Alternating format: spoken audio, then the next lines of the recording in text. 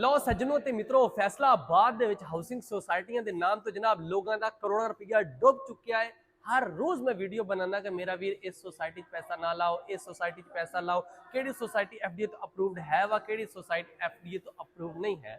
तो जनाब अज इदा ही फैसलाबाद दे विच जनाब जी हाउसिंग सोसाइटियां गैर कानूनी सीगियां, एफडीए ने जनाब कार्रवाई करदियां होया एक होर सोसाइटी अज सील कर दी गई है। जनाब डायरैक्टर जनरल एफडीए दी जनाब हुक्म ते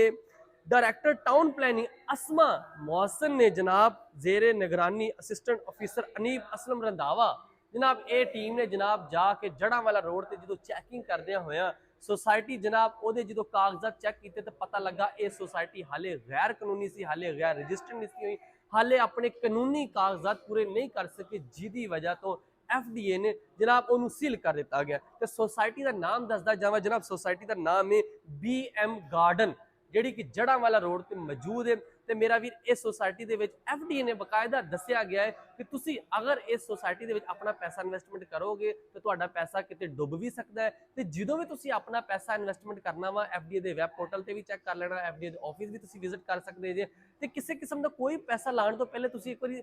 पुछ लवो कि सोसाइटी एफडीए अप्रूव्ड है वा या नहीं है। दूसरा एफडीए के जो ऑफिसर उन्होंने बकायदा सोसाइटी के जो डिवेलपर से उन्होंने ये दसिया गया कि अगर तुम अपनी कानूनी कार्रवाई पूरी नहीं करते तो ਤੁਹਾਡੇ खिलाफ फौजदारी के मुकदमे भी दर्ज किए जाएंगे। तो जो डिवेलपर हजरात आ उन्होंने भरावां वास्ते भी मेरा एक मैसेज ही आ कि मेरा भी जिन्नी छेती हो सके तुसी अपनी सोसाइटियां तुसी अप्रूव करवा लो, फिर लोगों का पैसा इन्वेस्टमेंट कराओ। अगर तुसी इस तरह लोगों का पैसा इन्वेस्टमेंट कराते किसी जगह पर भी तुसी आके फस जाते जे तो फिर लोगों का पैसा उत्थे डुब जाता, क्योंकि ना